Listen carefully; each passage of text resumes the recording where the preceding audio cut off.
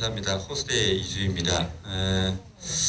이 발표는 뭐 앞에서도 잠깐 소개드린 것처럼 이제 사실은 작년부터 이제 연구를 새로 시작을 했고요. 그래서 뭐 다양한 연구들이 앞으로 있을 텐데 이제 현재로서 제가 이제 작년까지 하던 일들을 조금 멈추고요. 사실은 시작 단계에서부터 이제 조금 다시 시작을 했습니다. 그래서 과연 CFD, 그러니까 저기 전산 해석을 이용을 해서 어느 정도까지 이제 정확한 해를 얻을 수 있느냐. 원래 일반적으로 이제 FDS를 많이 사용을 하고 계시는데요. 뭐 FDS도 일반적인 그 CFD의 가장 한 부류로 제가 알고 있고요. 같은 어떤 메소드들을 쓰고 있습니다. 그래서 저는 상용 코드를 현재 이제 주로 사용을 하고 있는데요. 상용 코드를 이용을 해서 이제 만약에 우리가 화제 자체를 전체를 모델을 해서 해석을 한다 그러면 굉장히 좋은 결과를 얻을 수 있겠지만 현실적인 문제에서는 화제 자체를 이제 모델링해서 계산한다는 건 좀 어려움이 있습니다. 그래서 화제를 갖다가 뭐 히소스를 이용을 한다든지 이렇게 그다음에 이제 제스펜 같은 경우에도 모멘텀 소스 같은 것을 모멘텀을 이제 줘서 계산을 하게 되는데요. 그런 것들이 이제 과연 실제와 어떻게 다르냐, 같으냐라는 것에 대한 이제 의문에서부터 시작을 했고요. 그래서 이제 저기 다나카 교수님께서 이제 그 실험을 이제 모형 터널에서 수행을 하셨는데 이제 그거에 대해서 CFD를 사실은 이 CFD 자체는 이제 해석 자체는 정보가 기본적인 지오메트리 형상에 관한 정보 외에는 없이 저 나름대로 이제 지금까지 경험을 이용을 해서 해석을 했습니다. 이제 소위 말하는 블라인드 테스트라고 하는 건데요. 뭐 이 결과를 아마 보시면은 조금 CFD를 하시는 분 같은 경우는 굉장히 저한테 많은 질문을 하실 것 같은 그런 생각이 들었었는데요. 고민을 많이 했습니다. 이걸 계속 그냥 나갈 거냐 아니면 다 전체를 보여드리는 게 좋으냐 고민을 했었는데 일단은 바닥에서부터 시작을 한다라는 기분으로 전체를 한번 보여드리도록 하겠습니다. 예, 내용이고요. 예, 타켓은 아까 앞에서 한번 이야기 드린 것처럼요. 가장 기본적인 블라인드 테스트입니다. 그러니까 실험 결과를 보지 않고 오로지 모델만 갖고 이제 결과를 어느 정도 예측할 수 있느냐라는 것으로부터 시작을 했고요. 그래서 여러 가지 모델이라든지 형상에 관해서 이제 제가 수행을 했었는데요. 여기서 보여드리는 거는 이제 저도 처음에 계산했던 것들을 다 버렸습니다. 2번 정도 계산한 결과를 모두 버리고요. 다시 계산을 한 것들을 한번 보여드리는데요. 그 이유는 뭐냐면 처음에 나왔던 결과가 제가 좀 쉽게 생각을 했어요. 처음에 나왔던 결과가 너무나도 상이하게 나와서 이 잘못된 건가 해서 이제 제가 다 버리고요. 다시 이제 계산을 해서 나온 결과들인데요. 사실은 그 결과도 거의 비슷한 결과, 그러니까 좀 상이한 결과를 얻었습니다. 기본적인 형상인데요. 모형 터널하고 이제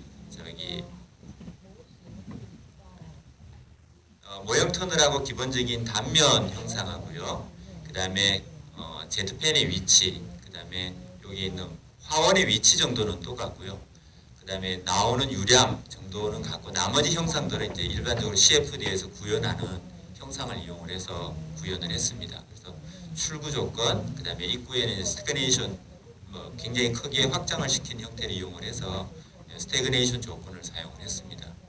가장 구성은 이제 화원 같은 경우에는 열을 전체를 다 화재 해석을 한 건 아니고요. 그러니까 이제 열을 에너지를 주는 방식으로 이용해서 모델을 했습니다. 그리고 Z펜 같은 경우에도 펜 자체를 넣고 이제 모델링하지 않고요. 유량만을 주기 위해서 이제 운동량을 이렇게 증가시키는 방법을 사용했습니다. 이건 뭐 저기 격자인데요. 그러니까 격자를 이제 격자 테스트를 거쳐야 되는데 제가 이제 시간 관계상 격자를 충분히 많이 놓고 계산하자라고 하는 컨셉부터 시작을 했고요. 격자는 이제 이렇게 저기 다면체 격자를 사용을 했습니다. 그리고 뭐 형상은 주로 이제 단면이 25cm 정도씩 되는데요. 격자는 한 55만 개 정도를 사용을 했습니다. 그래서 충분히 제가 보기에는 뭐 많은 격자를 사용했다라고 생각을 하고요. 그 다음에 이제 벽면에서 사실 굉장히 중요한 효과들을 많이 가지는데요. 그래서 이제 벽면에 가까운 곳에 이제 얇은 격자들을 여러 개를 사용을 했습니다.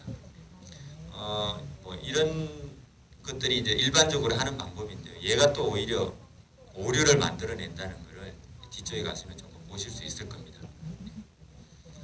요건 이제 실험에서 사용했던 그 형상들입니다. 요건 뭐 제가 CFD를 전산 해석을 하기 위해서 사용했던 참고로 봤던 이제 거의 형상에 관한 모든 것입니다. 이거 외에는 제가 이제 본 것들은 없고요.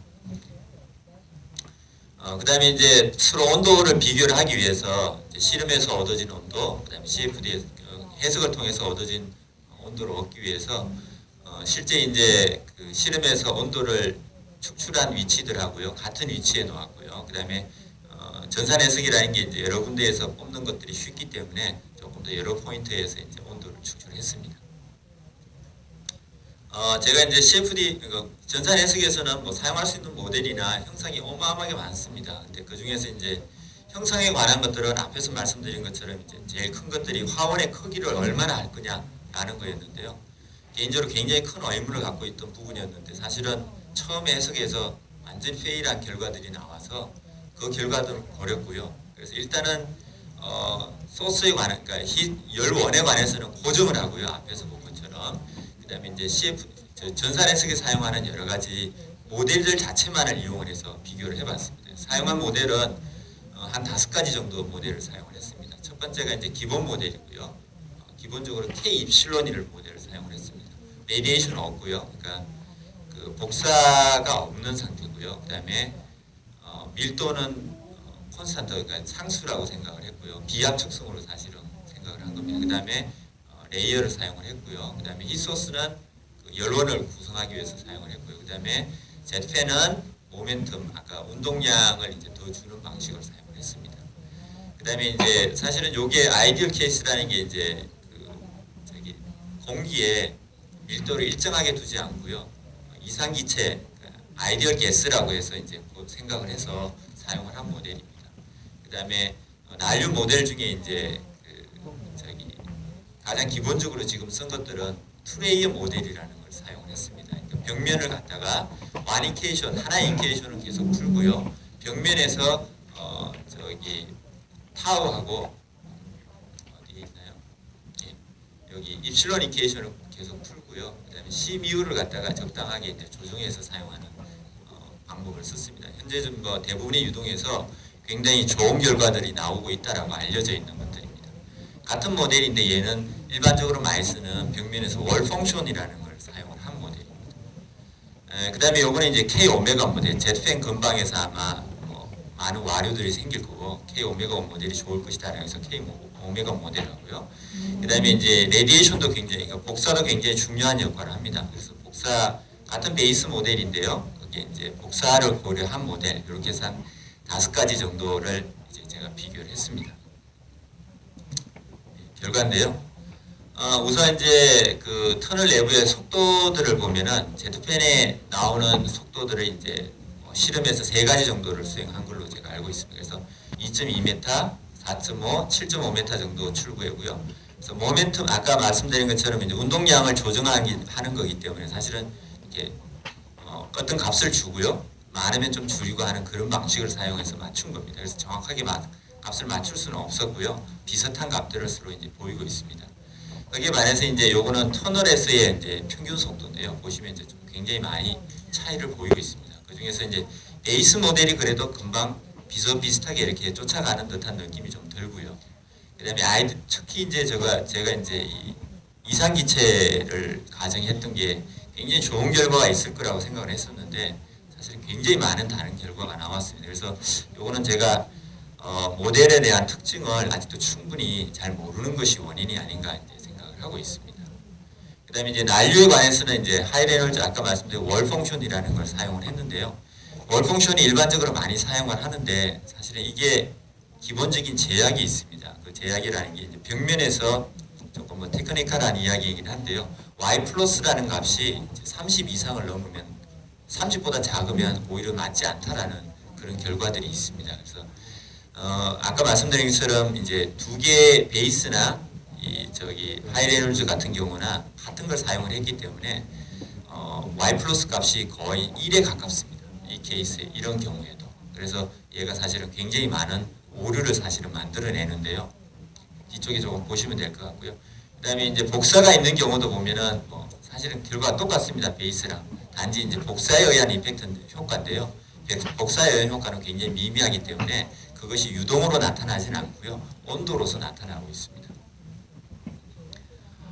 예, 뭐 이 결과를 보고 이제 제가 사실은 굉장히 놀랐습니다.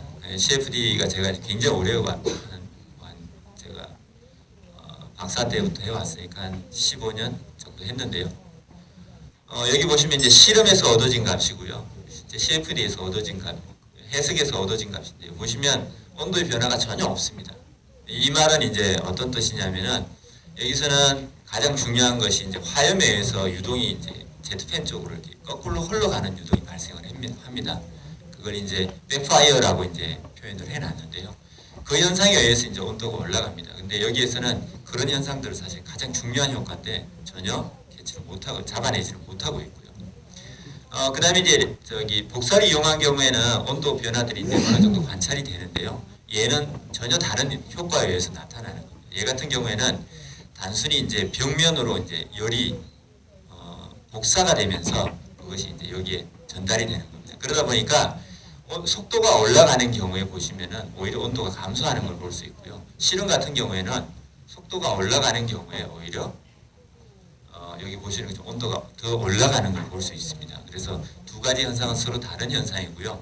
지금 있는 이런 형태의 모델로서는 사실은 실험에 나와 있는 내용을 정확하게 CFD로 구현하기는 쉽지 않다라는 이야기를 알 수 있습니다. 이건 뭐 압력에 관한 이야기들인데요. 터널을 따라서 압력이 굉장히 중요한 이제 얼마만큼의 이제 공기를 끌어들일 건가, 그것들이 이제 얼마만큼 제대로 흘러갈 것인가라는 건데요. 일반적으로 형태는 이제 이렇게 구성이 됩니다. 근데 아이디얼 케이스 같은 경우에 보면은 굉장히 다른 모양을 갖고 있어요. 그래서 이거는 사실은 제가 볼 때 바운더리 컨디션을 제가 좀 잘못 넣지 않았나라는 생각을 하고 있고요. 그 다음에 아까 말씀드렸던 월 펑션을 사용한 경우에도 굉장히 다른 모양을 보이고 있는데요. 이거는 벽면에서의 월 펑션이 y 플러스가 너무 작게 되면 작은 데에다가 큰 걸 적용하게 되면은 벽면을 너무 끈끈하게 이렇게 해석하는 경향이 있습니다. 그래서 이런 모양들이 나타난 것 같고요.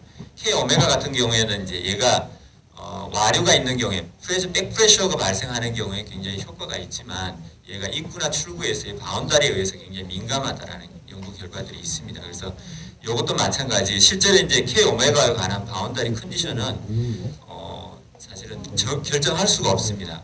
그냥 임의에 의해서 이제 결정되는데요. 그거에 의해서 이제 나타나는 오류라고 보여집니다. 유동도 굉장히 많이 틀린데요. 뭐 요거 같은 경우에 이제 베이스 모델 같은 경우에 이제 크리티컬 벨로시티 정도는 어느 정도 예측할 수 있는 모델인 것 같은데요. 아이디얼 같은 경우에는 사실 크리티컬 벨로시티 자체를 이제 모델을 예측할 수가 없고요. 그 근본적인 원인들은 뭐냐면은 온도가 올라가면은 밀도가 떨어집니다. 그로 인해서 이제 모멘텀에 훨씬 더 이제 앞에서 그러니까 제트팬에서 나온 공기에 의해서 훨씬 더 많은 영향을 받기 때문에 이렇게 유동이 앞쪽으로 발생하는 그러니까 온도가 앞쪽으로 발생하는 백플로우 현상들이 거의 없는 것 같고요.